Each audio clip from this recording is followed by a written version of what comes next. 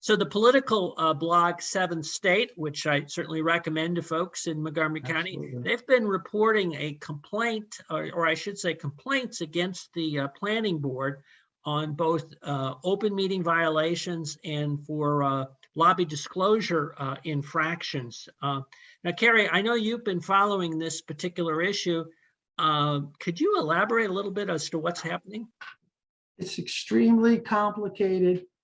And it all boils down to trust and confidence in your government. You know, if you don't have trust, if you don't have confidence in your government, and they include and feel that they're including you, guess what? The game's over. We have two issues. One is the lobbyist registration, which the Park Planning Commission has not been doing, has been doing it for years, and we have a problem with Open Meetings Acts.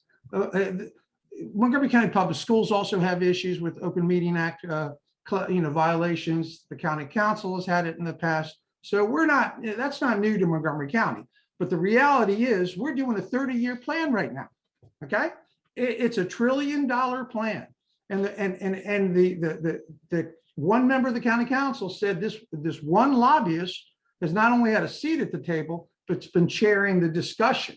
Now, if we're talking about a land use planning document that is that overarching, right? How does the public feel about a special interest, especially if they're developer special interest, having that much influence? There's more to it. The opens meeting, I mean, in today's 7th State article, they came out and said that this one lobbyist knew better. But unfortunately, Mr. Cobb, he's our county ethics person. He essentially feels that, hey, you know what? There's going to be no penalty. We're just going to let them get away with it. We're just going to force them to apply.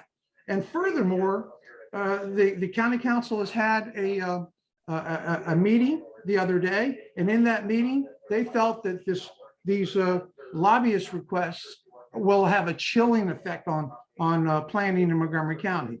I got to tell you, I hope it does have a chilling effect.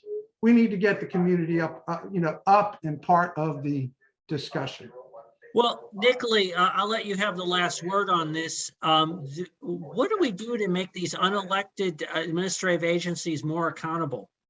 You need a two-party system in Montgomery County. I have to say, every day Montgomery County is looking more and more like Baltimore City.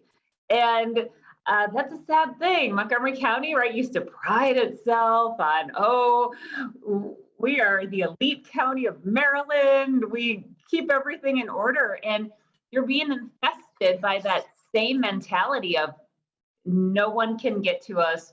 We are the elite monopoly party. We have utter and complete control. No one can question us. And so then they don't follow their own rules and regulations. And if you are the one Democrat who happens to call them on it, if they want to, they can ruin your life because once again, it's a monopoly. So I just really encourage people to consider having a bit more of a two-party system at all, even one person here or there that's from an opposing party to help call for audits. And Cary, I really do appreciate you. I wish all Democrats were as open-minded and reasonable as you. Thank you. We talked about the lobbyists, Cary, but let me come back to this open meeting violation. You would think in the time of COVID, where we have exactly. Zoom calls and much more exposure, you would think that it would be just a easy thing to be able to make things that much more transparent by making the meetings open. And yet, as I read the response of the planning board, they said, oh, it's because of COVID that we can't have the open meeting and that we can't respond to that. So what can I say? It really didn't make a lot of sense to me. When we return and after a short break, we will have parting shots.